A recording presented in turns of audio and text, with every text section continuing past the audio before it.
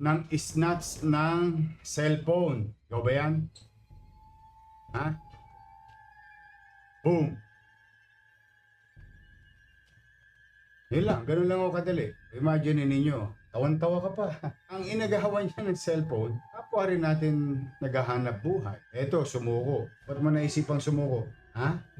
O, kita mo. Kaysa madisgrasya ka sa kalsada, buti sumuko ka. Nakita mo yung sinundan mo. Maswerte pa yun. May kakampi pang demonyo. Ayaw pa siyang kunin ni Satanas. Kaya sa palang tinamaan. Ito yung nanay ng biktima mo na. Nabalik na ba yung cellphone sa inyo? Ito po yung nanay ng biktima. Yung anak nyo nagtatrabaho. Opo. Naghahanap buhay. Taga Maynila din po kami. Ah, talaga? Saan mo kayo sa Manila? 391 po. Oh, sa District 3. Opo. Santa Cruz area. Dito po sa Bilibid Viejo po. Bilibid Viejo. Yapo area. Opo. Pero nyo, naghahanap buhay lang. Ano yun? Puro tangke ng shilling ba yan? Oo. Ano po? Naghahanap buhay lang. Yung ina, nasa bahay. Ngayon, nag-aalala. Ang mangyayari sa anak niya. Kasi, ano ka eh. May anak ka pa naman. Ito, maging takdang aral. Pag nakukuha ko kasi ng mga snatcher, yung cellphone, lalo na nakalock. Sa mga nanonood, baka may hanap buhay kayong ganito. May magpupunta sa inyo, pa-unlock. Mag-iingat kayo. Baka mamaya, yung cellphone na pina-unlock sa inyo, GSM.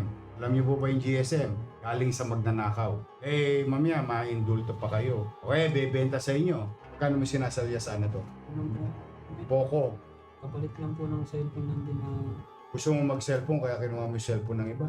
Walang yung katwira mo. nilalandig po talaga. Pinagtrabahuhan ng anak niya yan eh. Bago lang po yan ngayon. Mukha nga eh. Oh. Napapuisang porn. Oo nga. Oh. Pinaghirapan to sigurado ng anak mo. Yung puro OT po niya, madaling araw na OT? umuwi. Opo. Oh, see? Pinaghirapan nila to eh. Tapos sa Maynila mo pa ginawa. Alam mo bang ako na mayor ng Maynila? O, ba't hindi ka pa nagdalawang isip? Lagi naman ako nangangaral sa inyo. Sinabi ko na sa inyo, may gobyerno na sa Maynila. O ikaw naman, haliga nga rito. Kukunyatan na lang kita eh. Kaya naman, inaanuhan ng ina-unlock. Kaya ako sinasabi, dahil lamang sa isang cellphone, tingnan nyo ha mga batang Maynila, yung mga tulongges na nanonood, tingnan nyo yung hirap na sasapitin, takot na mararanasan ang mga biktima ninyo. Dahil lang sa cellphone, ang dami-dami nyo nadadamay na pamilya. O buti ito, hindi binili yung cellphone. Eh kung nagkataong binili niya to, malamang, anti-fencing to.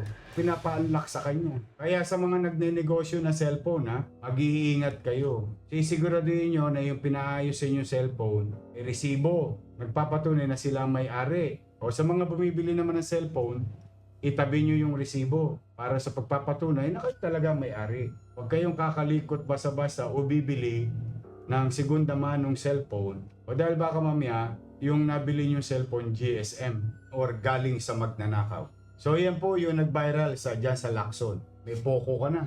Pocoin ko yung ulo mo. Hindi naman kami titigil. Salamat po yan eh. Salamat po din sa mga pulis kapulisan natin. po. Oh. Ha? Yung mga umaksyon. Ka na ulit ha? Po. Kaya pasensya na po. Oh, sige. O ikaw din ha. Maging leksyon na sa ito. Ingat kayo. Sige. Ganyan. Po. Keep it up ha.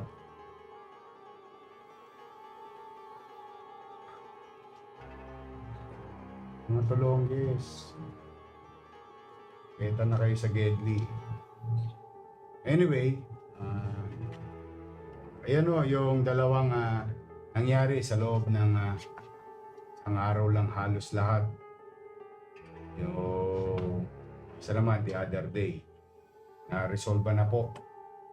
Alright mga kababayan, isa na naman pong tulongges ang nasa kote po ng Police Maynila at hinarap po yan sa live po ni Mayor Isko Moreno Dumagoso kagabi. No? Ito po yung isang snatcher dito po na nagtrending sa Lacson Avenue dito po sa may Sampaloc. So bukod pa ito dun sa holdupper naman sa Jones Bridge na nakipagpalitan ng barilan sa ating mga kapulisan. Ito naman ibang story naman to mga kababayan dahil ito ay personal na sumuko no.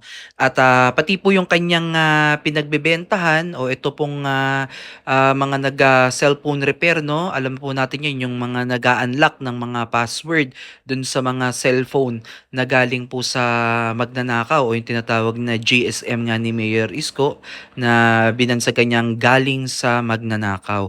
So sila po yung mga nakalawit ngayong gabi at kasama po dito mga kababayan yung nagsi-cellphone repair. repair, no, yung nag-a-unlock po ng mga password dito po sa mga cellphone na nakukuha po ng mga snatcher. So, according dito sa interview ni Mayor Isko sa kanilang dalawa, lalo na dito sa nagsa-cellphone repair, ay 800 daw po ang bayad, no, sa bawat pa-unlock ng mga cellphone. So, yung kabuuan pong video nito mga kababayan ay mapapanood nyo po doon po sa personal Facebook page ni Mayor Isko, no? At ito lamang po yung ating hinighlight para po inyo pong mapanood kasi ano na to baka bandang dulo nyo na po mapanood to kaya ito po yung inuna natin at yung kagabi naman po ay yung tungkol po sa hold-upper po dun sa Jones Bridge. So makikita nyo po dito sa video na i-share po ni Mayor Isko sa inyong screen na tila natuwa pa itong snatcher na to, no, na nakuha niya po yung cellphone. Ang masaklap dito ay kabago-bago lamang po nung cellphone at galing po ito talaga sa dugot pawis nung kanyang naging biktima, no. Akalain niyo 'yun, sa isang iglap lang, no, kukunin yung pinagpagura ng ibang tao. So according dun sa nanay ng biktima, galing daw po ito sa kanyang anak na nag-OT, no. Biruin niyo dugot pawis, puyat, yung sakripisyo na ginagawa nung kanyang anak tapos nanakawin lang. So aside from that mga kababayan, itong ninakawan niya kasi ay isa lamang pong delivery or siguro staff lang siya ng nagtitinda ng gasol. Baka pahinante lang to or what na nakabukas lang yung bintana dito sa ah, truck nila at yun sinunggaban agad nitong snatcher na ito. So ang katwiran niya dito ng snatcher mga kababayan ay ano daw kasi parang nasira o nawala yung kanyang cellphone at kinuha niya 'to bilang kapalit. So kaya si Mayor Isko ay nawindang sa kanyang katwiran 'no, sa kanyang sagot at pabiro nga nitong sinabi na itong Poco kasi yung brand ng cellphone ay baka ipukpok niya, ipoko niya sa ulo nung snatcher na ito. So alam niyo mga kababayan, para sa akin wala talagang magandang maidudulot itong ginagawa ng ating mga kababayan 'no. Alam nating kapos sa pera, hirap sa buhay, pero 'wag dumating talaga sa point na ikaw ay gagawa ng hindi maganda para sa iyong kapwa dahil wala ka talagang papupuntahan na maganda diyan 'no.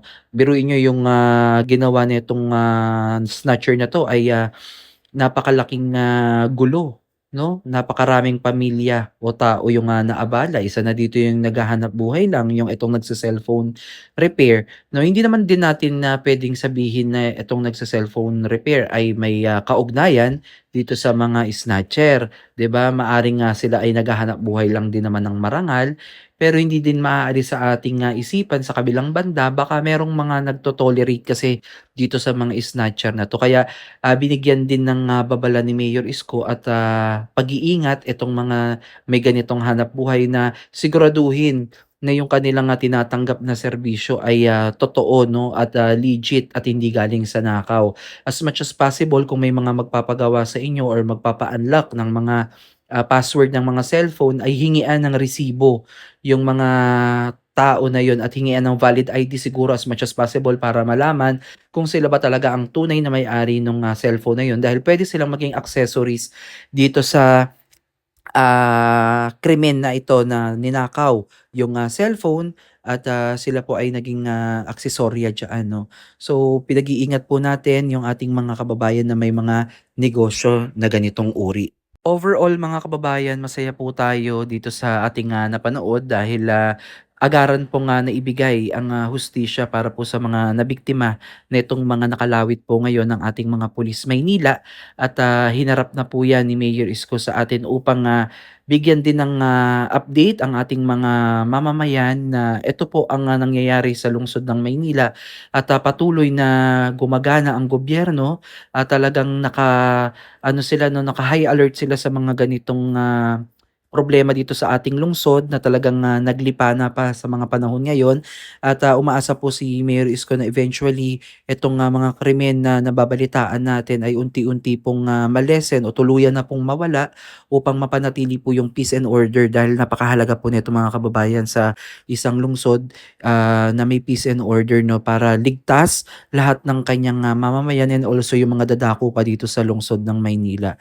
Kaya naman kung bibigyan natin 'to ng rate si Mayor Isko ay bibigyan ko siya ng 8.5, 'di ba? So yung 1.5 ko 8.5, kumbaga 1 up to 10, 8.5 yung grado na ibibigay natin kay Mayor Isko, no? So yung 1.5 ayun pa yung room for improvement kasi hindi naman kaya yan ni Mayor Isko mga kababayan na mag-isa lang. Kinakailangan natin na suportahan at sundin din po yung mga alintuntunin, no? Cooperation and collaboration ng bawat isa para magtagumpay po tayo dito sa mga pinaplano natin upang muling manumbalik ang dating sigla at ganda ng lungsod ng Maynila.